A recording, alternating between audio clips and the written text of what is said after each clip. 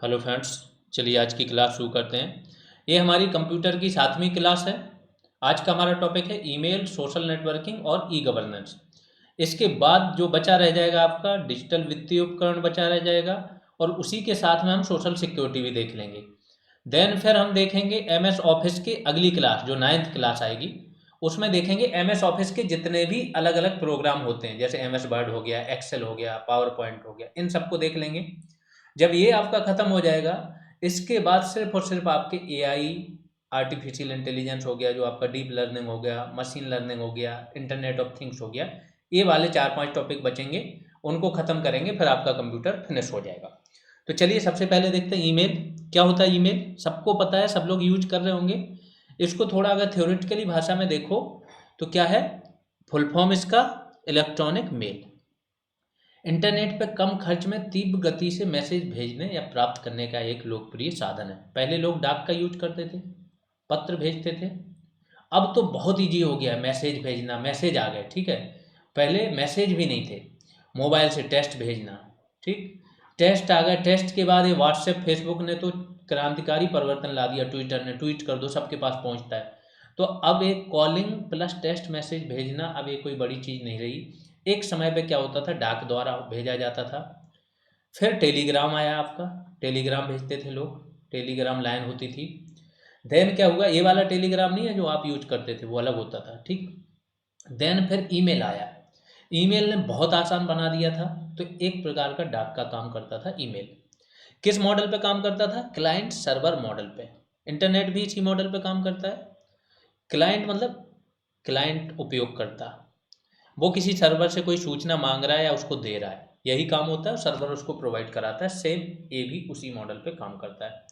Email संदेश एक साथ एक या अधिक व्यक्तियों को भेजा जा सकता है। बिल्कुल मैंने बताया था, सीसी में रख देते हो, बहुत सारे लोगों को भेजा जा सकता है। बीसीसी में भी रख दो तो उसमें पता भी नहीं चलता और किसको भेजा गया, और सबके पास पहुंच जाता है।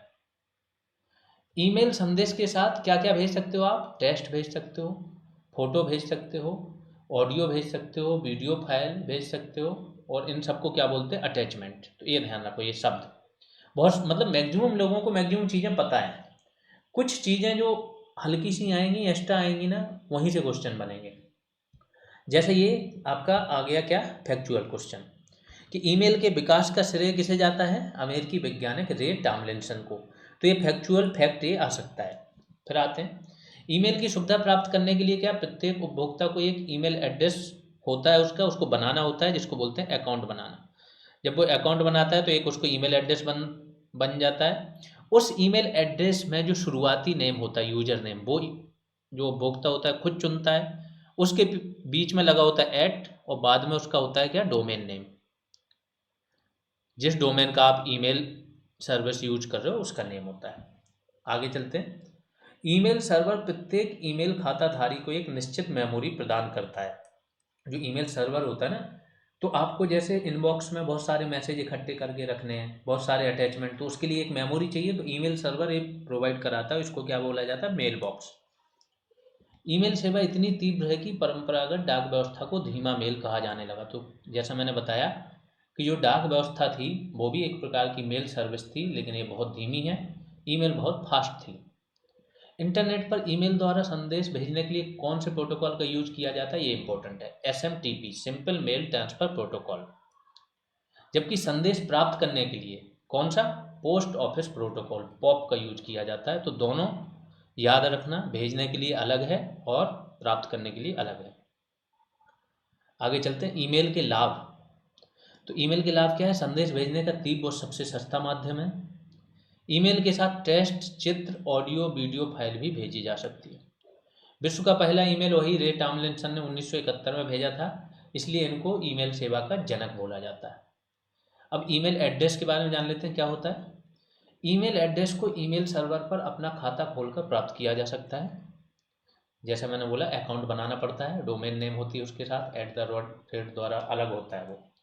ईमेल सेवा में प्रत्येक उपयोगकर्ता का एक विशेष ईमेल एड्रेस होता है। हर एक उपयोगकर्ता का यूनिक आईडी होती है। जब आप मेल एड्रेस या मेल अकाउंट बनाने जाते हो तो वहाँ पे पूछता है, तो अगर आपके नाम का पहले से अवेलेबल है तो वो आपको नहीं मिलता, यूजर नेम नया ही मिलेगा। यूजर नेम क्या होता है, यह उपयोगकर्ता द्वारा दिया जाता है। एक ईमेल सर्वर पर किसी एक यूजर नेम का प्रयोग एक ही बार किया जा सकता है और इसे ऐट सिंबल कहा जाता है, जो ऐट द रेट का ये निशान है, जो ईमेल में स्वतः जुड़ जाता है। डोमेन नेम क्या होता है? यह उस सर्वर का नाम होता है जो ईमेल खाता प्रदान करता है। इसके बारे में क्वेश्चन आता है कि डोमेन नेम और यूजर नेम किसके द्वारा अलग होते हैं, तो ऐट के द्वारा। ईमेल एड्रेस में यूजर नेम कितने कैरेक्टर तक का हो सकता है? ये है, दो कुछ पॉइंट्स नए हैं जो लोगों को नहीं पता होते, यहीं से क्वेश्चंस बनने की संभावना ज़्यादा है। तो कितना? 64 कैरेक्टर तक का हो सकता है। ईमेल एड्रेस में कोई खाली स्थान नहीं रहता है, बीच में आप स्पेस नहीं दे सकते। इसका मतलब ए से जेड तक का आपके अक्षर यूज कर सकते हो और 0 से 9 तक के अंक आप यूज कर सकते हो। कुछ विशेष चिन्ह भी आप यूज कर सकते हो। भारत में ईमेल अकाउंट प्रदान करने वाली प्रमुख वेबसाइट, ये तो सबको पता ही है, याहू मेल करता है, हॉटमेल, रेडिफ मेल, जीमेल, ये सारे होते हैं। अब तो हर व्यक्ति करने लगा है, कोई भी जो खुद की वेबसाइट है वो अपने वेबसाइट से भी ईमेल सर्वर प्रोवाइड करा देता है। अब आते हैं एड्रेस बुक। ईमेल सेवा में बने एड्रेस बुक में ईमेल एड्रेस क्या है? स्टोर किया जाता है, जिसे ज़रूरत पड़ने पर मेल भेजा जा सकता है। तो इसमें सबके जितने भी आपके ज़रूरी लोग हैं उनका क्या है? ईमेल एड्रेस आप क्या करते हो? यहाँ पे सेव करके रखते हो, फिर आपको भेजना है तो सबको एक साथ भेज सकते हो। एड्रेस बुक में स्टोर किए गए ईमेल एड्रेस को दोबारा टाइप करने की ज़रूरत नहीं पड़ती है, बल्कि उसे सिलेक्ट कर टू टू भेजना है तो डायरेक्ट उस व्यक्ति को जाएगा। सी लगा दिया है तो एक साथ बहुत सारे लोगों को जाए, मतलब जिसको टू लगाया उसको तो जाएगा ही जाएगा, सीसी में जिसको रखे हो उन लोगों को भी जाएगा, वो देख भी पाएंगे कि और किस किसको भेजा है। बीसीसी अगर आपने लगा दिया तो उसमें क्या होगा?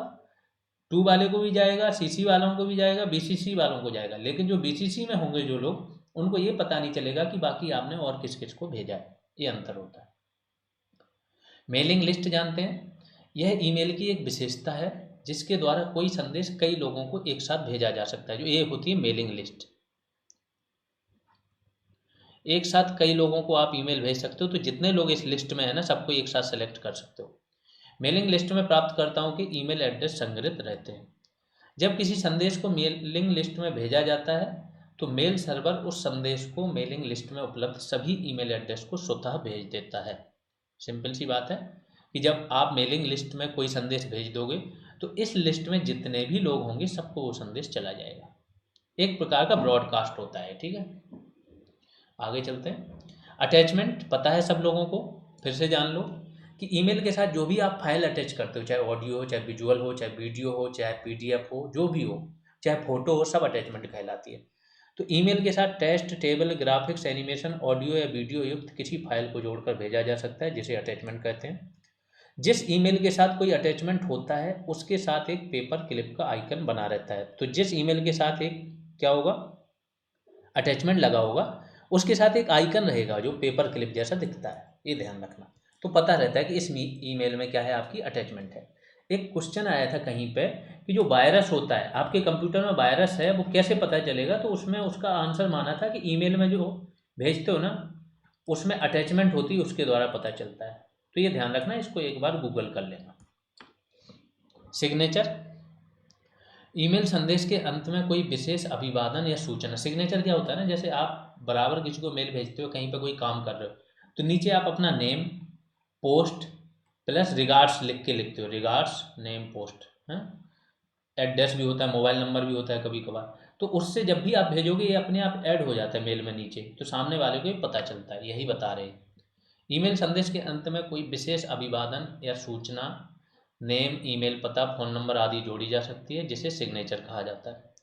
ईमेल के सिग्नेचर आइकन में पेन का चित्र बना होता है, तो ये चित्र पूछे जा सकते हैं, ये ध्यान रखना। पेपर क्लिप का चित्र आपका अटैचमेंट में बना होता है, ये चित्र कहाँ बना होता है? आपका सिग्नेचर में। इस पर क्लिक करने से संदेश के साथ सिग्नेचर स्वतः जुड़ जाता है। कार्बन कॉपी जान लेते हैं। किसी मैसेज को यदि ईमेल के जरिए एक या अधिक व्यक्तियों, ठीक है, कोई मैसेज है अगर इसे ईमेल के जरिए एक या अधिक व्यक्तियों को सूचनार्थ भेजना होता है तो उसका ईमेल एड्रेस क्या होता है? कार्बन कॉपी कॉलम में लिखा जाता है। जैसा कि मैंने बताया सीसी और बीसीसी का क्या फंक्शन होता है ये सारा आपको पता चल ही गया होगा।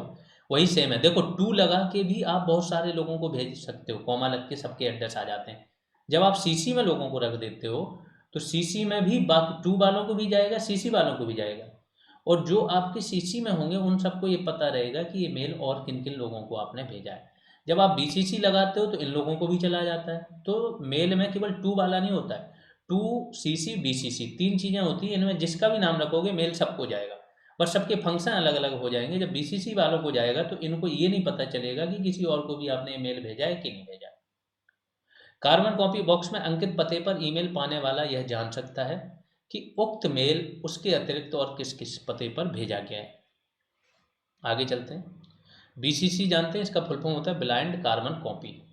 यह कार्बन कॉपी के समान ही है, लेकिन अंतर क्या है सीसीसी और बीसीसी में? यह अंतर है कि कार्बन कॉपी द्वारा भेजे गए संदेश में प्राप्तकर्ता को यह पता होता है कि यह संदेश अन्य किन लोगों को भेजा गया, लेकिन यहाँ ये पता नहीं होता है, जो मैं 2 बार बता चुका हूँ आप लोगों को। प्राथमिकता जानते हैं क्या होती है प्रायोरिटी? किसी ईमेल संदेश में प्रायोरिटी तय किए जाने का विकल्प होता है। किसी ईमेल को 3 प्रायोरिटी, लो, नॉर्मल और हाई में से किसी एक में रखा जा सकता है। अगर प्रायोरिटी हाई है तो इसके संदेश के टेक्स्ट का रंग क्या होता है? लाल होता है, जिससे सामने वाले को पता चलता है हाई प्रायोरिटी वाला मेल है। किसी ईमेल संदेश की डिफ़ॉल्ट प्रायोरिटी नॉर्मल होती है। तो कभी कभी आते हैं ना, देखते हो रेड मेल आता है, एकदम चेतावनी मिली हुई होती है, या कुछ आपको नोटिस आता है, तो वो होते हैं आपके प्रायोरिटी वाले। ईमेल स्पैम, स्पैम बॉक्स होता है, आपने देखा होगा, उसमें क्या होता है ना, जो फालतू के एडवर्टाइजिंग वाले या जो आप नहीं चाह रहे हो या जिनको ब्लॉक कर रखे हैं, वो सारे मेल वहाँ पे इकट्ठे होते रहते हैं। कभी कभी आपके ज़रूरत वाले मेल भी वहाँ चले जाते हैं, तो कभी आपको मेल आया, ओटीपी आया और नहीं मिला तो स्पैम बॉक्स में चेक भी कर सकते हो। इसे जंक ईमेल या अनसॉलिसिटेड बल्क ईमेल भी कहा जाता है। ये ध्यान रखना नाम, अनसॉलिसिटेड बल्क ईमेल। इसमें अवांछित ईमेल अनेक व्यक्तियों को उसके ईमेल एड्रेस पर भेजा जाता है। सामाजिक संजाल स्थल, नाम देखो हिंदी में कितना सुपर है, सोशल नेटवर्किंग साइट्स। तो सोशल नेटवर्किंग देख रहे हैं। नेटवर्किंग का मतलब मैंने बताया था कि नेटवर्किंग क्या होती है, जहाँ पे लोग जुड़ते हैं या व्यक्ति जुड़ते हैं या फिर सर्वर जुड़ते हैं या वस्तुएं जुड़ती हैं, वो सब नेटवर्क बनाती हैं। रास्ते जुड़ते हैं तो भी नेटवर्क बनाते हैं। तो नेटवर्क क्या है? जुड़ना। अब यहाँ पे क्या जुड़ रहे हैं? आपके कंप्यूटर सर्वर। तो क्या बनेगा? ये इंटरनेट बन जाता है। जब लोग जुड़ेंगे ऑनलाइन इस इंटरनेट के माध्यम से, तो क्या बनाते हैं? आपके सोशल नेटवर्किंग। ऐसा प्लेटफॉर्म जहाँ पे लोग, बहुत सारे लोग, जाने अनजाने अपरिचित कैसे भी लोग हों, वो सब आपस में एक प्लेटफॉर्म पर जुड़ जाते हैं, एक दूसरे से बात कर सकते हैं, अपने आइडिया शेयर कर सकते हैं। वो क्या है? सोशल नेटवर्किंग साइट्स होती हैं। इसके बारे में जान लेते हैं, इसकी थ्योरेटिकल भाषा। यह एक ऑनलाइन मंच है, साइट्स के बारे में बात कर रहे हैं, जो उपयोगकर्ता को एक सार्वजनिक प्रोफाइल बनाने, सबसे पहले आप अपना अकाउंट बनाओगे जो कि सार्वजनिक होगा, पब्लिक होगा। वहाँ पे जरूरी नहीं सारी चीज़ें आप पब्लिक ही करो, बहुत सारी चीज़ें आप छिपा सकते हो। एवं वेबसाइट पर अन्य उपयोगकर्ताओं के साथ सहभागिता करने की अनुमति देता है। प्रोफाइल का उपयोग किस लिए करते हो आप? अपने विचारों को साझा करने, पहचान के लोगों या अजनबियों से बात करने में इस प्रोफाइल का उपयोग किया जाता है। इस संपूर्ण प्रक्रिया में वेबसाइट पर उपयोगकर्ता की निजी सूचनाएं भी साझा हो जाती हैं। आज का ये बड़ा वो है, सोशल मीडिया के ये दुरुपयोग हैं। आपकी कोई भी चीज़ ऐसी है ही नहीं जो प्राइवेट रह गई, हर चीज़ पता है। आप कहाँ जा रहे हो, क्या खा रहे हो, किसके साथ घूम रहे हो, हर एक चीज़ आपको, जितनी भी सोशल नेटवर्किंग साइट्स हैं, गूगल है, इनको पता रहता है। ये आपकी लोकेशन ट्रेस करते हैं बराबर। आप इनको एक्सेस देते हो अपनी गैलरी में, कॉन्टैक्ट में, जब भी आप देखते हो इन्हें तुरंत एक्सेस मांगते हैं, नहीं तो ये काम नहीं करते हैं। तो ये बोल दिया गया, गवर्नमेंट ने बोला है कि आप उनकी अनुमति मानो, यूजर की अनुमति मांगो तभी काम कर सकते हो, तभी ले सकते हो। अनुमति मांगने में क्या, वो काम ही नहीं करेंगे। आपने ऐप डाउनलोड किया, वो तुरंत मांगेंगे ये अनुमति दो तभी ये काम होगा। अब कॉन्टैक्ट की वो अनुमति मांग लेते हैं, तो आपका पूरा कॉन्टैक्ट ट्रेस कर रहे हैं, उनके पास है कि आपकी जो कॉन्टैक्ट बुक है उसमें किस किस के कॉन्टैक्ट नंबर है। कॉल लॉग वो आपका ट्रेस करते हैं कि किस किस के फ़ोन आते हैं, तो हर एक जानकारी है। तो यही बोल रहा है कि निजी सूचनाएं भी साझा हो जाती हैं, कभी कभी नहीं होती हैं, ऑलमोस्ट अब हो रही हैं। कुछ शीर्ष सोशल नेटवर्किंग साइट हैं, जैसे फेसबुक, एक्स मतलब ये Twitter, YouTube, WhatsApp, Instagram, WeChat, WeChat है आपका, टिकटॉक है, फेसबुक मैसेंजर, डॉइन, क्यूक्यू, सिना वीवो, चाइना वीवो है, चाइना का है। चीन ने इन सबको ब्लॉक कर रखा है, फेसबुक वेसबुक को, व्हाट्सएप को। तो उनके यहाँ अपना खुद का चलता है वीवो, और ये बड़ा पॉपुलर है। ठीक है। तो प्रमुख सोशल नेटवर्किंग प्लेटफॉर्म देख लेते हैं, इन्हीं के बारे में जानना है और कुछ है नहीं सोशल नेटवर्किंग में। वैसे ये मेंस का आंसर बहुत बनता है इसमें, कि इसमें क्या होता है, आपका संचार जो होता है, अफवाहें ज़्यादा फैलती हैं, एडिटर नहीं होता है कोई जो एडिट करे उसको, संपादक होता है तो वो देखता है चीज़ों में कितना करेक्ट है कितना नहीं है, जवाबदेही नहीं है। अलग अलग कोई आपके इसके लिए, जैसे पत्रकारिता करते हो आप, न्यूज़ दे रहे हो, तो न्यूज़ देते हो पत्रकारिता में, तो आपको एक प्रोफेशनल डिग्री होनी चाहिए तब मिलता है ना, यहाँ कुछ नहीं है, सब अपने आप में पत्रकार बने पड़े हैं। कहीं कोई भी लताड़ने लगता है किसी को, सब अपना अपना ज्ञान देने लगते हैं। इसके बाद जो सामाजिक आपका सौहार्द है ना, वो बिगड़ने के यहाँ पे बहुत चांस रहते हैं। एक तरफा संचार होता है और बड़ी तीव्र गति से होता है, तो ये मेंस के आंसर में होती हैं इसकी चीज़ें, यहाँ आपकी ज़्यादा ज़रूरत नहीं है। यहाँ तो फैक्चुअल चीज़ें हैं, ट्विटर है तो क्या है, मालिक कौन है, कैसे है और क्या काम करता है, इतना जाने। ठीक है, फेसबुक के बारे में जानते हैं। फेसबुक एक सोशल नेटवर्क है जो उपयोगकर्ताओं को लोगों के व्यवसायों, संगठनों से जुड़ने की अनुमति देता है। फेसबुक को किसने, मार्क जुकरबर्ग ने 2004 में बनाया था। आज इसका स्वामित्व किसके पास है, इन्होंने ही अपनी कंपनी का नाम मेटा कर दिया। मेटावर्स आज की आगे चल के जो वर्चुअल दुनिया आएगी ना, उसके लिए मेटावर्स बहुत इंपॉर्टेंट है। तो ये लोग क्या होते हैं ना, पहले से 5 साल 10 साल पहले से भांप जाते हैं चीज़ें, तो भांप के इन्होंने नाम ही इसका चेंज करके मेटा कर दिया। इसके सीईओ कौन है, जुकरबर्ग ही है। सीईओ से याद आया कि जिसने कंपनी बनाई होती है जरूरी नहीं है वो सीईओ रहे। आज की ही न्यूज है, सैम अल्टमैन, नाम इनका अगर किसी ने सुना हो, सैम अल्टमान अल्टमैन कहीं पे, ये थे आपके ओपन एआई। ओपन एआई के पास ही है चैट जीपीटी का स्वामित्व, इसके सीईओ थे और इसके फाउंडर भी थे ओपन एआई। इनके साथ पहले एलन मस्क भी थे, लेकिन बाद में वो अलग हो गए थे। ठीक है, अब इन्होंने चैट जीपीटी दुनिया का सबसे तीव्र गति से इस समय पे बढ़ने वाला प्लेटफॉर्म है ऑनलाइन, और आगे फ्यूचर इसी का ही है। लेकिन इनको आज की ही न्यूज़ है, कल रात में आई थी ये न्यूज़, मतलब दिन में ही पढ़ी होगी लोगों ने, इनको सीईओ पद से हटा दिया गया। प्लस कंपनी के कोई प्रेसिडेंट थे उनको भी हटा दिया गया। अब सोचो, जिनके आइडिया हैं, जिन्होंने पूरा वर्क किया, उनको ही लात मार के निकाल दिया गया। आज की इस कॉरपोरेट वर्ल्ड की यही एक खासियत है। बहुत कम लोग ऐसे हैं जिन्होंने जो चीज़ बनाई थी, जिनके आइडिया थे, जिससे चीज़ें निकल के आई थी, वो उस जगह पे है। ठीक है, तो ये इससे याद आया इसलिए बता दिया इनको। चलिए आगे चलते हैं। फेसबुक दुनिया का सबसे बड़ा सोशल नेटवर्क है, जिसके लगभग 2 बिलियन दैनिक सक्रिय उपयोग करता है फेसबुक के। और फेसबुक ने ही किसको, व्हाट्सएप को खरीद लिया था, तो व्हाट्सएप भी नहीं कही है। इंस्टाग्राम एक सोशल नेटवर्क है जो फोटो वीडियो जैसे विजुअल मीडिया को साझा करने पर केंद्रित है। समय के साथ इंस्टाग्राम ने नए फीचर जोड़े। अब इसके बारे में तो उन लोगों को ज़्यादा जानकारी होगी, हम तो केवल पढ़ रहे हैं। मैं तो यूज भी नहीं करता हूँ इंस्टा पे, अभी मेरा कभी अकाउंट भी नहीं बनाया। फेसबुक वगैरह पे तो हुआ करता था आज से 4-5 साल पहले तक। ठीक है, तो इंस्टाग्राम वगैरह तो बहुत सारे लोग यूज कर रहे होंगे, उनके पास सारे फीचर होंगे, सारे यहाँ से ये हो जाएगा, वहाँ से वो हो जाएगा। ठीक, लेकिन जो थ्योरेटिकली जहाँ से क्वेश्चन आ सकते हैं, हमें वो चीज़ें कवर करनी है। तो जो फोटो और वीडियो जैसे विजुअल मीडिया को साझा करने पर केंद्रित है। समय के साथ इंस्टाग्राम ने कुछ नए फीचर्स जोड़े, जैसे इंस्टाग्राम स्टोरीज, इंस्टाग्राम रील्स और शॉपिंग तक पहुँचे। रील्स से याद आया, जो शॉर्ट वीडियो हैं, टिकटॉक ने इसको एकदम उसमें ला दिया। जनता इतनी वो हो गई है, ठीक है, जनता इतनी बेसब्र है कि उसको अब बड़ी चीज़ें, लेंदी चीज़ें नहीं चाहिए। सेम पढ़ाई में हो गया, बड़ा शॉर्टकट हो गया। जगह जगह इतने सारे कोचिंग संस्थान आ गए, यूपीएससी के कोचिंग संस्थान आ गए ऑनलाइन, जिनका खुद का कुछ वो है नहीं, वो लोग पढ़ रहे हैं क्योंकि मार्केटिंग बड़ी ज़बरदस्त लेवल की इन लोगों की। मार्केटिंग करते हैं, लोगों को लगता है ये बना देंगे। लेकिन यूपीएससी, ध्यान रख लेना, यूपीएससी जो भी तैयारी करना चाह रहे हैं, कर रहे हैं, आप ऑफलाइन कोचिंग ज्वाइन करना, कोई भी हो।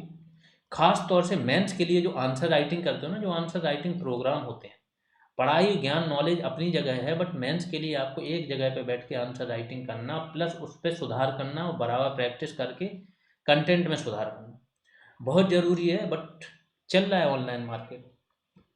आगे चलते हैं। इंस्टाग्राम की स्थापना 2010 में केविन सिस्ट्रॉम और माइक क्राइगर ने की थी।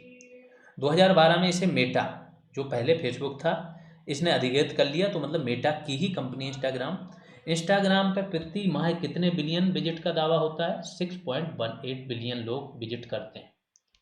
एक्स देख लेते हैं। ट्विटर नाम था, एलन मस्क ने खरीद के इसका नाम एक्स कर दिया। स्पेस एक्स, एक्स से इनको बड़ा प्रेम है।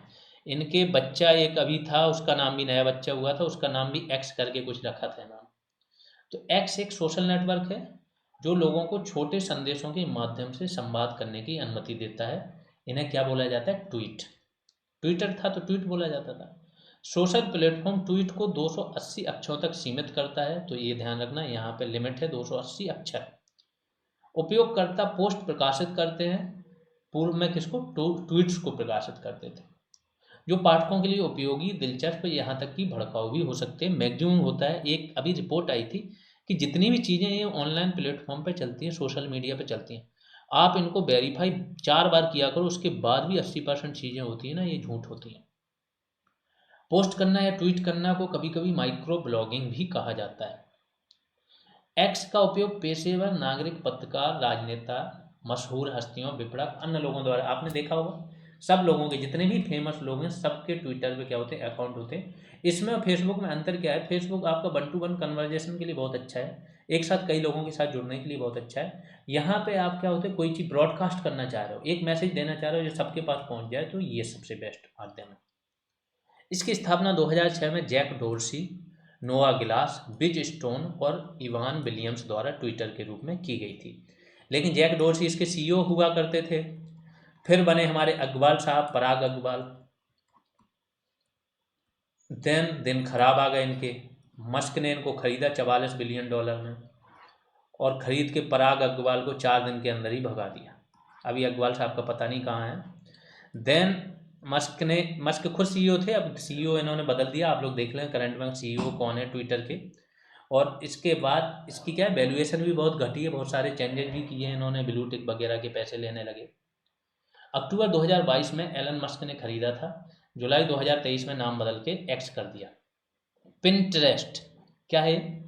सोशल नेटवर्किंग साइट है जो वर्चुअल पिनबोर्ड का उपयोग करके छवि सहेजने, साझा करने को बढ़ावा देती है। ये नया मंच है, अभिनव मतलब नया मंच, जो व्यक्तियों के लिए सार्थक जानकारी को सूचीबद्ध करने, व्यवस्थित करने की सुविधा प्रदान करता है। पिंटरेस्ट को 2009 में बेन सिल्वरमैन, पॉल स्कियारा और इवान शार्प द्वारा बेन सिल्वरमैन, पॉल स्कियारा और इवान शार्प द्वारा बनाया गया था। पिंटरेस्ट इंक इसका मालिक है, ये कंपनी है जो मालिकाना है। जैसे गूगल का स्वामित्व किसके पास है? अल्फाबेट के पास। गूगल के सीईओ कौन है आप लोगों को बताना है, और इसके सीईओ बिल रेडी हैं। पिंटरेस्ट ने 2022 के लिए वैश्विक स्तर पर लगभग 450 मिलियन मासिक सक्रिय उपयोगकर्ताओं की सूचना दी। और भी बहुत सारे हैं आपके, टेलीग्राम भी एक प्रकार का सोशल नेटवर्किंग है, यूट्यूब भी सोशल नेटवर्किंग है, तो ये सारे सोशल नेटवर्किंग के पार्ट है। इसके फायदे और घाटे देख लेते हैं, बाकी कुछ है नहीं इसमें। लोगों को मित्र, परिवार, अन्य लोगों से जुड़ने की अनुमति देता है, ये तो छोटा फायदा है। बड़ा फायदा है अनजान संसार, अनजान वर्ल्ड, अनजान लोगों से जान पहचान बनाने, मित्रता बढ़ाने में ये बहुत मदद करता है। कंपनियां नए मौजूदा ग्राहकों तक पहुंच सकती हैं, बहुत सारे मार्केटिंग के लिए अब इनका यूज हो रहा है ना। सोचो फेसबुक आपसे कोई पैसा नहीं लिया कभी, फिर भी $100 बिलियन तो सिर्फ मार्क जकरबर्ग की इसके आसपास संपत्ति है। कहाँ से कमा रहे हैं? एडवर्टाइजमेंट्स। तो मार्केटिंग जो है, जिसके पास एक लोगों तक रीच है, देन मार्केटिंग करो, मार्केटिंग से ही पैसा आता है, लोगों से पैसा लेने में पैसा नहीं आता। तो कंपनियां नए और मौजूदा ग्राहकों तक पहुंच सकती हैं, तथा साथ ही अपने ब्रांड को बना सकती हैं और मजबूत कर सकती हैं। निगम अपनी ग्राहक सेवा उत्कृष्टता प्रदर्शित कर सकते हैं। नुकसान देख लेते हैं क्या क्या है। सोशल नेटवर्किंग व्यक्तियों, कंपनियों के बारे में गलत सूचना फैलाने में मदद कर सकती नहीं, करती ही है। अफवाहें बहुत फैलती हैं। क्यों अफवाहें फैलती हैं? आप सोचते हो जैसे अगर आप अच्छे इंसान हो तो सोचते हो कैसे कोई ऐसे बोल सकता है? कैसे नहीं बोल सकते, उनका पूरा रोजी रोटी उससे निकलती है। उन्होंने कोई चीज़ ली, वीडियो लिया, उससे एक हल्की सी क्लिप काटी और डाल दी, वायरल हो गई, पैसा आ गया उनके पास। तो बहुत से लोग एक ऑफिस खोल के बैठे हैं, 10 लोगों को बिठा के रखे हैं, वो वीडियो पे एडिट करके, कट पेस्ट करके ये सारी चीज़ें करते हैं, और इससे उनका पूरी कंपनी चल रही होती है। इस तरीके से देश में बहुत बड़ा धंधा इसका है अफवाहों का, ये ध्यान रखना। सबकी अपनी अपनी पीआर टीम होती है, राजनीति में तो और ज़्यादा चलता है। इस सबसे याद आया, अगर आप लोगों में से कोई पर्सन हो या कोई टच में हो, ऐसा पर्सन हो जो SEO, search engine optimisation, YouTube में, साथ में थंबनेल बनाना, इसके साथ में पोस्ट वगैरह करना, जो जहाँ पे करना है, इस सब को अच्छे से अगर जानता हो तो संपर्क कर सकता है 85869085, नहीं, नंबर क्या है, इस नंबर पे कांटेक्ट कर सकता है। अगर सारी चीज़ों में पारंगत है तो एक पर्सन हमें ऐसा चाहिए कि जो ये पूरा संभाल ले इधर वाला एरिया, है ना। तो आप लोग कांटेक्ट कर सकते हो, अगर हाँ हमें सही लगा तो हम जोड़ लेंगे अपनी टीम के साथ। आगे चलते हैं। अपनी ऑनलाइन प्रगति के कारण झूठ जंगल में आग की तरह फैल सकता है। यह 2012 के बाद तेजी से प्रचलित हो गया है, जो आपका सोशल नेटवर्किंग है। एक अध्ययन में पाया गया कि एक्स पर साझा की जाने वाली, एक्स की बात हो रही है, ट्विटर की, तथ्यात्मक जानकारी की तुलना में गलत सूचना की संभावना कितनी रहती है? 70%।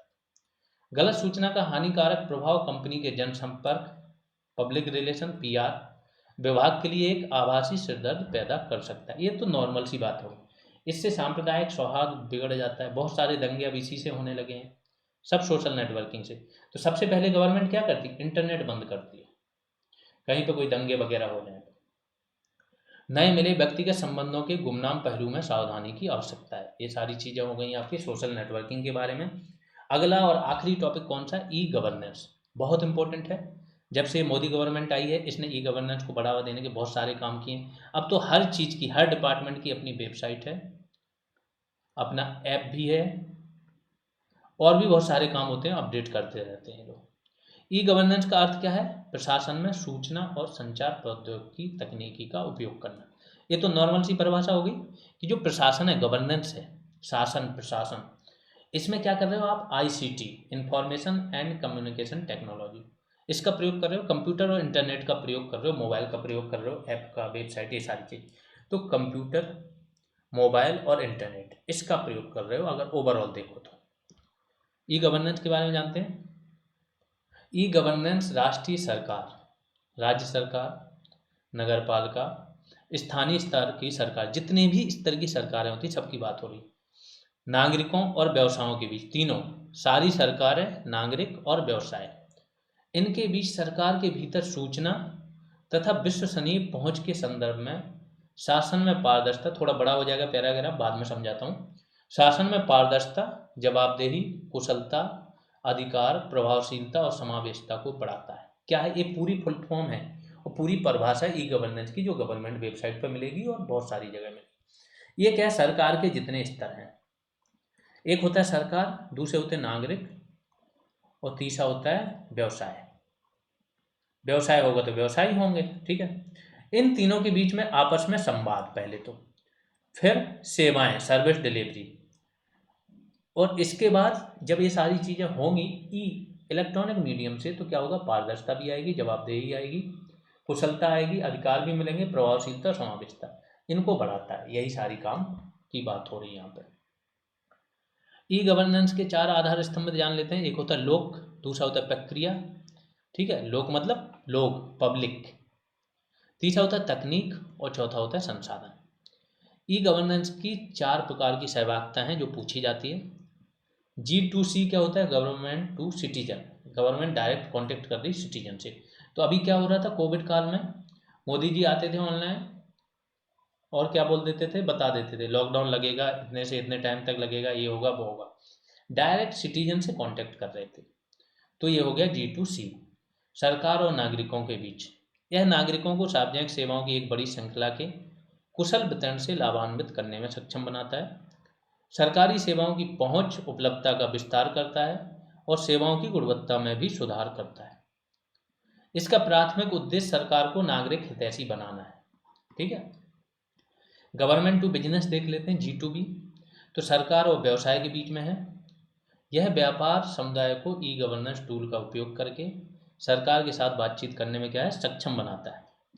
अब गवर्नमेंट से व्यवसायियों का क्या काम होता है? उन्हें तो अपने जो टेंडर हैं वो पास कराने, फाइल जो होती है ना उनको ओवरऑल क्या है? कंप्लीट करा के साइन कराने। यहीं पे जब फाइल होती है तो फाइल में क्या होता है? लाल फीताशाही होती है। अलग अलग अफसर अलग अलग डिपार्टमेंट में जाके फाइलों पे साइन कराना, परमिशन लेना, और उसमें महीनों तक फाइल दबी रहती है, इसी को बोलते हैं लाल फीताशाही। तो जब डायरेक्ट हो रहा है, ऑनलाइन मीडियम से हो रहा है, अब गवर्नमेंट ने एक पोर्टल बना दिया, आप आवेदन ऑनलाइन कर दो, ऑनलाइन ट्रेस करो, और ऑनलाइन ही आपको अनुमति मिल जाएगी। तो यहाँ पे जो अधिकारी हैं उनके मनोवैज्ञानिक हस्तक्षेप कम हो गए, मिनिमम हो गए। ये होता है तो लाल फीताशाही अपने आप कम हो रही है, ख़त्म हो रही है, उसी की बात हो रही है।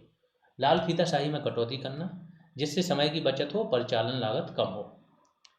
G2B पहल लाइसेंसिंग, खरीद, परमिट, राजस्व संग्रह जैसी सेवाओं में मदद करती है। तीसरा G2G, गवर्नमेंट टू गवर्नमेंट। तो गवर्नमेंट के अनेक स्तर होते हैं। एक तो गवर्नमेंट होती है सेंटर, केंद्र की, उसके अपने अलग अलग मंत्रालय हैं, अलग अलग विभाग हैं, उन विभागों में हजारों लाखों अधिकारी हैं। तो एक तो इनके बीच में आपस में कांटेक्ट। फिर दूसरा कांटेक्ट इसके बीच में गवर्नमेंट एक केंद्र की है, दूसरी स्टेट की, फिर स्थानीय गवर्नमेंट है और भी है, ठीक है। तो इनके बीच में संपर्क को सक्षम बनाता है। इस तरह की बातचीत सरकार के भीतर विभिन्न विभागों, एजेंसियों के बीच, केंद्र या राज्य सरकार जैसी दो सरकारों के बीच, राज्य सरकारों के बीच हो सकती है। इसका प्राथमिक उद्देश्य दक्षता, प्रदर्शन, प्रतिफल को बढ़ावा देना है। अब गवर्नमेंट टू एम्प्लॉय, जो गवर्नमेंट उनके कर्मचारी हैं उनके बीच में भी काम होता है। जो गवर्नमेंट है, तो गवर्नमेंट का पार्ट क्या होते हैं, मंत्री। लेकिन मंत्री का ही पार्ट माना जाता है जो सचिव स्तर के अधिकारी होते हैं या बड़े अधिकारी होते हैं, क्योंकि मंत्री के साइन से काम नहीं होता, इनके साइन से काम होता है। मंत्रालय जो भी देगा, जो भी सोचेगा, विजन होगा, काम होगा सचिव के उससे। तो ये गवर्नमेंट के पार्ट है। फिर जो निचले कर्मचारी हैं उनकी बात हो गई एम्प्लॉय में। तो गवर्नमेंट टू एम्प्लॉय, इस तरह की सहभागिता सरकार और उसके कर्मचारियों के बीच होती है। आगे चलते हैं। ई गवर्नेंस के क्षेत्र में सरकारी प्रयास देख लेते हैं। तो राष्ट्रीय ई गवर्नेंस योजना कब आई थी? 2006 में शुरू की गई थी। लक्ष्य क्या था? इसका लक्ष्य जो था ना, वो आज भी चल रहा है। क्या लक्ष्य था? कि कॉमन सर्विस सेंटरों के जरिए आम नागरिकों को सभी सरकारी सेवाओं तक पहुंच प्रदान करते हुए सक्षमता, पारदर्शिता और विश्वसनीयता सुनिश्चित करना। किससे? CSC के जरिए। CSC आपकी क्लास में कराया गया था, पंचायती राज में बहुत डिटेल में कराया है, क्या होता है, कैसे होता है, कौन लोग खोल सकते हैं, है ना, क्या क्या सेवाएं मिल सकती हैं, सबकी बात हुई। वही CSC कब आए थे? 2006 के बाद इसकी बात हुई थी। राष्ट्रीय ई गवर्नेंस योजना इसी के लिए आई थी। गौरतलब है कि आज 3.47 लाख सामान्य सेवा केंद्र, आज अगर ये बात हो रही तो हो सकता है 1 साल पुराना डेटा हो, तो आज और बढ़ गए हो, की मदद से सामान्य सेवा केंद्र मतलब कॉमन सर्विस सेंटर्स की मदद से विभिन्न सेवाओं को डिजिटल तरीके से उपलब्ध कराया जा रहा है। देश की 2.3 लाख ग्राम पंचायतों में CSC हो गए। अब तो हर पंचायत में बात हो रही है कि क्या है, CSC खोले जाएं, जो पंचायत भवन है वहाँ पर खोले जाएंगे। 350 से अधिक सेवाओं तक, टोटल नंबर ऑफ सेवाएं कितनी है? 350 ऐसी हैं जो CSC के माध्यम से प्रोवाइड कराई जा रही हैं, आम आदमी की पहुंच को आसान बना देते हैं। इसी के अंतर्गत आता है आपका डिजिटल इंडिया। वो जानते हैं क्या है? सूचना प्रौद्योगिकी के इस्तेमाल के जरिए जन सेवाओं की समूची प्रणाली का रूपांतरण करने के लिए भारत सरकार ने 2015 में किसका डिजिटल इंडिया कार्यक्रम का प्रारंभ किया था। डिजिटल इंडिया के ही ये सारे पार्ट हैं जो आज फाइनेंशियल टेक, फिनटेक का आप यूज कर रहे हो, UPI कर देते हो, तुरंत पेमेंट हो जाता है। ये सब इसके लाभ हैं डिजिटल इंडिया के, जो आप तुरंत हर चीज़ से, हर न्यूज़ से यूट्यूब यूज कर ले रहे हो, क्लास कर ले हो घर बैठे, सब डिजिटल इंडिया। डिजिटल इंडिया में अगर देखो तो जो डिजिटल इंडिया स्कीम कराई गई है आपकी, स्कीम्स में होगा काफ़ी डिटेल में बताया होता क्या है, इसके आधार स्तंभ कौन कौन से हैं, इंफ्रास्ट्रक्चर गवर्नमेंट कैसे बढ़ा रही है, कैसे भारत नेट द्वारा फाइबर फैला रही है, सब चीज़ों पर बात हुई है। अब आते हैं प्रत्यक्ष लाभ अंतरण। प्रत्यक्ष लाभ अंतरण सरकार की ओर से DBT है, डायरेक्ट बेनिफिट ट्रांसफर। इसमें क्या होता है, सरकार डायरेक्ट आपके खाते में पैसा डाल देती है, उसकी बात हो रही है। डिजी लॉकर, डिजी लॉकर क्या है, आपके जो भी डॉक्यूमेंट हैं आप यहाँ पे संरक्षित कर सकते हो। इसका एक पासवर्ड होता है जो आपके पास रहेगा, और जैसे ही आप सारी चीज़ें डालोगे, यूजर नेम पासवर्ड, तभी ओपन होगा, और इसमें सारी आपकी सॉफ्ट कॉपी रहेंगी। इसकी बात हो रही है। वर्तमान में डिजी लॉकर का इस्तेमाल करने वालों की संख्या कितनी है? 2.3 करोड़। आगे चलते हैं। PMGDISHA, PMG दिशा, इसका नाम है PMG दिशा, प्रधानमंत्री ग्रामीण डिजिटल साक्षरता अभियान। प्रत्येक परिवार के कम से कम एक व्यक्ति को डिजिटल तरीके से साक्षर बनाने के लिए अभियान शुरू किया गया था। इसके लिए ग्रामीण इलाकों में 6 करोड़ लोगों को प्रशिक्षित करने का लक्ष्य रखा गया। योजनाओं में और ज़्यादा डिटेल है, अभी तो ये बता रहे हैं कि ये गवर्नमेंट डिजिटल इंडिया और ई गवर्नेंस के लिए क्या काम कर रही है, ठीक है। तो ई गवर्नेंस के लिए जो प्रयास हैं उस पर बात हो रही है। मेरी सरकार करके एक है ऐप, माई गॉव, ये तो माई गवर्नमेंट तो हर वेबसाइट में भी लगता है, तो माई गवर्नमेंट वेबसाइट भी है, ऐप भी है। माई गॉव साझा डिजिटल प्लेटफॉर्म उपलब्ध कराकर देश में सहभागितापूर्ण अभिशासन में मदद करता है। जिसमें नागरिक सरकारी कार्यक्रमों योजनाओं के बारे में अपने विचार साझा कर सकते हैं। आगे चलते हैं डिजिटल भुगतान। कई नए, अब डिजिटल भुगतान में तो सबको सब कुछ पता होगा कि नए डिजिटल भुगतान टूल जैसे भीम ऐप, भीम आधार, Bharat QR code, national electronic all collections, ये सब चीज़ें क्या है शुरू किए गए और यूपीआई के बहुत सारे हैं। अब तो गूगल पे आ गया और बहुत सारे पे आ गए। तो भीम यूपीआई समेत डिजिटल भुगतान के लेन देनों में अक्टूबर 2016 से 2019 तक 8,000 गुना वृद्धि हुई थी। 16 से 19 तक। ये भी ध्यान रखो कि ये नोटबंदी के बाद बहुत ज़्यादा तेज़ी आई है। प्लस अभी आपका आएगा डिजिटल वित्तीय उपकरण एक टॉपिक, वहाँ पे इन सब के बारे में इतनी डिटेल में चर्चा होगी कि पूरा आइडिया लग जाएगा। उमंग करके एक ऐप है, इस पे क्या होता है कि जितने भी अन्य सरकारी ऐप और वेबसाइट हैं सब यहाँ पे क्लब हैं। तो उमंग आप ओपन करोगे, यहाँ से आप किसी भी उस पर पहुँच पाओगे। तो यही एक अनेक सरकारी एप्लीकेशंस डेटाबेसेज के साथ बैक एंड तालमेल के जरिए सरकारी सेवाएं उपलब्ध कराने वाला संपूर्ण मोबाइल ऐप है। जितनी भी सरकारी सेवाएं सारी उपलब्ध कराता है। सरकार की सारी वेबसाइटें यहाँ पे उमंग पे मिल जाएंगी, आपकी सारे ऐप मिल जाएंगे। मीन्स इस जगह से आप दूसरी जगह पहुँच सकते हो। अब कुछ मिशन मोड परियोजनाएं हैं जो ई गवर्नेंस को बढ़ावा दे रही हैं अलग अलग क्षेत्रों में, वो देख लेते हैं। तो केंद्र की मिशन मोड परियोजनाएं देखते हैं। आयकर विभाग में चल रही हैं, सीमा शुल्क और केंद्रीय उत्पाद कर में। पासपोर्ट और वीज़ा अब आजकल ऑनलाइन आवेदन कर सकते हो, ऑनलाइन ही आप बहुत सारी चीज़ें कर सकते हो। सिर्फ आपके घर पे जाके एक बार परीक्षण होगा और फिर आपको मिल जाता है। MCA 21 ये एक डॉक्यूमेंट है जो वित्त विभाग, वित्त मंत्रालय जो है आपका, वो ये डॉक्यूमेंट तैयार कराता है। राष्ट्रीय आईडी आधार है, जैसे पेंशन, ई कार्यालय, बैंकिंग, बीमा, ये सारे केंद्र की ई गवर्नेंस के क्षेत्र में मिशन मोड परियोजनाएं हैं। फिर राज्य में क्या होता है, कृषि, भूमि अभिलेख, स्वामित्व योजना चल रही, पूछी गई थी आपकी लेखपाल एग्जाम में भी पूछी गई थी, है ना। तो भूमि अभिलेख, परिवहन, राजकोष, वाणिज्यिक कर, ग्राम पंचायत, नगर निगम, पंजीकरण, पुलिस, रोजगार कार्यालय, पुलिस में बहुत सारी चीज़ें ऑनलाइन FIR होने लगी है। रोजगार कार्यालय, ई जिला, ये सारी चीज़ें। फिर समय के दोनों का, केंद्र और राज्य का, ई बिजनेस जिसे बोलते हैं, EDI electronic data interchange, India portal, सामान सेवा केंद्र, CSC, इजी गेटवे, ई प्रॉपण खरीदारी मतलब, और ई न्यायालय, ये सारी चीज़ें साझा है। तो इस प्रकार से मिशन मोड परियोजनाएं हैं ई गवर्नेंस के क्षेत्र में। ई शासन परियोजनाओं के अनुप्रयोग क्षेत्र, किस क्षेत्र में क्या क्या इसका प्रयोग किया जा सकता है वो देख लेते हैं। तो सार्वजनिक शिकायत, क्वेश्चन यहाँ से आ सकते हैं, ठीक है। सार्वजनिक शिकायत में क्या, बिजली, पानी, टेलीफोन, राशन कार्ड, सफाई, सार्वजनिक परिवहन, पुलिस, इससे रिलेटेड आप शिकायत कर सकते हो डायरेक्ट ऑनलाइन। ग्रामीण सेवाएं क्या क्या मिल सकती हैं, भूमि अभिलेख, बहुत इंपॉर्टेंट है ये अब जो चल रहा है, क्योंकि सबसे ज़्यादा ग्रामीण क्षेत्र में विवाद क्या होते हैं, भूमि को लेके होते हैं। आपके पास जमीन है, सब चीज़ है, आपके नाम है, लेकिन दूसरा क्लेम कर ले और लड़े, अगर वो मजबूत है तो वो छीन लेता है। गरीबी रेखा से नीचे BPL आर्थिक रूप से दुर्बल वर्ग वाले जो हैं परिवार, उनके लिए भी सेवाएं मिल जाती हैं। पुलिस विभाग में क्या है, FIR पंजीकरण, कीमती चीज़ें और लोगों का खोना और पाना। सामाजिक सेवाओं में क्या क्या आ जाता है, पेंशन, वृद्धावस्था, विधवा अनुग्रह योजना, उपलब्धि सुधार और मुआवजा, लाइसेंस और प्रमाण पत्र का पंजीकरण, राशन कार्ड, जन्म प्रमाण पत्र, मृत्यु प्रमाण पत्र, ये सारी चीज़ें तो आपकी वीडियो का भी पार्ट है जो आपका पंचायत सचिव उसके कार्य भी हैं। निवास प्रमाण पत्र, जाति जनजाति प्रमाण पत्र है, जाति प्रमाण पत्र भी होगा। हथियारों का नवीकरण, दस्तावेजों का पंजीकरण, विद्यालय का पंजीकरण, विश्वविद्यालय का पंजीकरण, मोटर वाहन का पंजीकरण, DL, ये सारी चीज़ें क्या है आप ऑनलाइन प्राप्त कर सकते हो, ठीक है। तो ये ई गवर्नेंस का ही रोल है।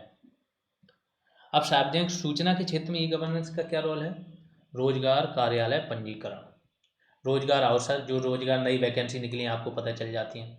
परीक्षा परिणाम, अस्पताल उपलब्धि, ये सारी चीज़ें आप यूज कर रहे हो।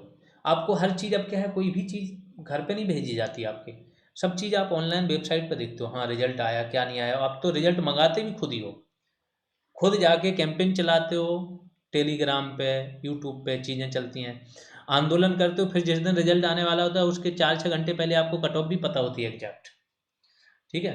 तो रेल समय तालिका, हवाई जहाज समय तालिका, सड़क परिवहन समय तालिका, चैरिटेबल ट्रस्ट, सरकार अधिसूचना, सरकारी प्रपत्र और सरकारी योजनाएं, इनकी जानकारी भी आपको मिल जाती है। समाचार सेवा में नागरिक आपूर्तियाँ, वृद्धावस्था पेंशन, विधवा पेंशन, विकलांग पेंशन सेवाएं और अनुग्रह अदायगी, ये सारी चीज़ें ऑनलाइन आजकल मिलने लगी हैं। डायरेक्ट खाता में डीबीटी के माध्यम से ऑनलाइन आवेदन कर लो, उसकी प्रोग्रेस भी जांच लो। कृषि क्षेत्र में तीव्र सूचना, कीटनाशक, खाद, फसल बीज, मौसम, अल्पावधि, जिलावार की पूर्व सूचना और बाजार मूल्य, ये सब नेम है। E name, national agriculture market place, e electronic, इससे आप मंडी में डायरेक्ट बेच भी सकते हो अपनी सारी चीज़ें। जन उपयोगिता भुगतान बिलिंग, बिजली पानी टेलीफोन का जो है बिल वो भुगतान कर सकते हो। सरकार में क्या, इलेक्ट्रॉनिक प्रॉपर्टी खरीदारी, ई शासन के लिए शिक्षा विश्वविद्यालय मॉडल, ये सारे काम हैं। वाणिज्य कर और विवरणी जमा करना, आयकर, निगम कर, ये सब ऑनलाइन भुगतान कर सकते हो आजकल। सीमा शुल्क, केंद्रीय राज्य उत्पादन शुल्क, बिक्री कर, निवास कर, संपत्ति कर, चुंगी, सड़क और कंपनी वितरण, ये सारे कर के क्षेत्र में भी क्या है, ई गवर्नेंस का आप यूज कर सकते हो। उत्तर प्रदेश में कुछ वेबसाइट हैं जो ई गवर्नेंस के क्षेत्र में, जैसे लोकवाणी, ई सुविधा, भूलेख, कोषवाणी, प्रेरणा। आपको बताना है, आपके लिए टास्क यही है कि जितनी भी वेबसाइट है किससे रिलेटेड है। लोकवाणी है, इसके बारे में 4 से 5 लाइनें आपके पास होनी चाहिए। ऐसे करके सबके बारे में थोड़ा डिटेल से आप लोग टास्क ये जमा करना है आपको पेड बैच में। पेड बैच में लिख के एक पेपर पे और इसकी फ़ोटो भेजनी है। लास्ट टास्क सिर्फ 1-2 स्टूडेंट ने किया था, बहुत तरीके से किया था। तो ये ध्यान रखा करो, जो लोग सिंसियर लोग हैं, पढ़ रहे हैं, कोई और काम आपके पास नहीं होना चाहिए। ओवर स्मार्टनेस अपने थोड़ा रखो बाहर, क्योंकि अगर ओवर स्मार्ट हो तो चीज़ें क्या है कि लेट हो रही हैं तो वो स्मार्टनेस नहीं कहलाती। 1 मंथ की मेहनत है, या तो इसके पहले कोई एग्ज़ाम ना दिया हो, पहली बार ओवर स्मार्ट बन रहे हो तो चलेगा। बहुत सारे एग्ज़ाम दे चुके हो फिर भी वहाँ से बाहर हो रहे हो, 1-2 नंबर से ही हो रहे हो, कितने भी होशियार बने रहो फाइनल नहीं हो रहा है, तो ओवर स्मार्टनेस आपके लिए नुकसानदायक है। उसको कुछ समय के लिए त्याग दो, कुछ चीज़ें फॉलो करो। फ़ायदा ये होगा कि जैसे मैं बता रहा हूँ कि जब हमने बंदरोगा का कराया था, बहुत ओवर स्मार्ट लोग वहाँ पे भी थे, क्लियर कट बताया था। उसमें कुछ ऐसे स्टूडेंट थे जो 5-6 साल से तैयारी कर रहे थे, फाइनल पे रुक जा रहे थे। कम से कम नहीं तो 50 से 60 स्टूडेंट वो थे जो कई बार इंटरव्यू तक गए थे यूपीपीसीएस में, ठीक है वो। और ऑलमोस्ट जो स्टूडेंट हैं, जो अच्छे स्टूडेंट हैं, वो मेरे टच में हैं। अब ये फाइनल रुक जा रहा है, आर में फाइनल रुक जा रहा है, और छोटा एग्जाम भी दे रहे हैं तो वहाँ भी 1-2 नंबर से रुक जा रहा है। वो परेशान हो गए थे, तो उनको एक सिंपल सी बात कही थी कि 1 से 1.5 महीने मेहनत कर लो, चीज़ें फॉलो कर लो। इस बार गलती भी, अगर सिली मिस्टेक भी करके आए होगे तो भी इतना डिफरेंस रहेगा 10 से 15 नंबर का आप में और बाकी लोगों में, कि आपके साथ ये स्थिति दोबारा नहीं आएगी कि कट ऑफ पे थे या 1 नंबर और ज़्यादा होता तो हो जाता, वो नहीं आएगी। जिन लोगों ने फॉलो किया था वो ऑलमोस्ट सब 80+ हैं, वो श्योर हैं कि उनका हो जाना। सेम यहाँ पे है कि जो कट ऑफ जाता है उसके आसपास तक हर व्यक्ति पहुँचने की क्षमता रख लेता है अगर मेहनत कर रहे हो, और कितनी भी मेहनत कर रहे हो तो भी उसके आसपास ही रहोगे। क्योंकि या तो तुम्हारे पास सुपर स्मार्टनेस होनी चाहिए और तरीके से पढ़ रहे हो तो ये प्लेटफॉर्म की ज़रूरत नहीं है। अगर नहीं है तो स्मार्टनेस थोड़ी अलग रखो, चीज़ें थोड़ी अलग रखो। जो चीज़ें कराई जा रही हैं इसको ध्यान में रख के कराई जा रही हैं कि किस तरीके से आपका स्कोर इंक्रीज हो। एक कट ऑफ के बाद, एक लेवल के बाद कैसे 1, 2, 4, 6, 10 नंबर आपके बढ़ें, वो धीमे धीमे ऐसे ही बढ़ेंगे। अब आगे चलते हैं। अच्छा, यहाँ पे ये आपकी क्लास ख़त्म होती है। नेक्स्ट क्लास का मैंने टॉपिक बता चुके हैं, उस पर आएगी आपकी कंप्यूटर। ऐसे ही करके अब धीमे धीमे ख़त्म कर देंगे कंप्यूटर। फिर इसके बाद साथ में टॉपिक वाइज टेस्ट हो रहे हैं। कल आपका 6 नंबर का, टॉपिक नंबर 6 का टेस्ट हुआ था। बहुत अच्छे से स्टूडेंटों ने दिया और बहुत अच्छे मार्क्स आ रहे हैं। 148 क्वेश्चन थे। बहुत से ऐसे स्टूडेंट थे 125+ जिनके सही हुए थे क्वेश्चन। तो इतने नंबर ऑफ क्वेश्चंस में और इतने फैक्चुअल पेपर में इतने क्वेश्चन अगर सही होना, जो भी 100+ क्वेश्चन सही थे वो बहुत सही ट्रैक पे हैं, क्योंकि धीमे धीमे ये लेवल बढ़ के बहुत अच्छा हो जाएगा। ठीक है, ये पेड बैच की इन्फॉर्मेशन है, जिसको भी ज्वाइन करना कर सकता है। यहाँ पे सारी PDF मिल जाएंगी। जो रिवीजन प्रोग्राम है, दिन में आप रिवीजन करो, शाम में टेस्ट दो, topic wise MCQ। Task time to time दिए जाते हैं। आगे चल के टास्क का बहुत इंपॉर्टेंट रोल होने वाला है, क्योंकि जैसे ही यहाँ पे कोर्स खत्म होगा नेक्स्ट 10 से 12 दिन में, फिर क्या है, इस चीज़ को बहुत ज़्यादा टॉपिक वाइज MCQs भी खत्म होने को आ जाएंगे। फिर टास्क पर रिलाई करेंगे और बहुत सारी चीज़ें, इतना रिवीजन होगा, इतनी सारी चीज़ें आएंगी कि बहुत ज़्यादा वैल्यू एडिशन हो जाएगा आपका। वैल्यू एडिशन क्लासेज भी आती रहती हैं, time to time group call होती रहती है, तो जो आपके डाउट होते हैं वो क्लियर हो जाते हैं। बैच फीस 299 है। आपको फ़ोन पे या पेटीएम पे किसी पे भी पे कर सकते हो, गूगल पे भी कर सकते हो। ये नंबर है, ये नेम चेक कर लेना, और उसका स्क्रीनशॉट या तो टेलीग्राम नंबर पे भेज सकते हो या व्हाट्सएप पे। कोई क्वेरी है तो इस नंबर पे कांटेक्ट कर सकते हो। बाकी जिसको भी क्लासेस सही लग रही हैं वो शेयर जरूर करते रहें, क्लासें देखें, क्लास की महत्वता है, क्लास एक बार देखो, नोट बनाओ, फिर चाहे नोट से रिवीजन करो, बट क्लास देखो पूरी। ठीक है, और शेयर करते रहो। अभी के लिए इतना ही, धन्यवाद।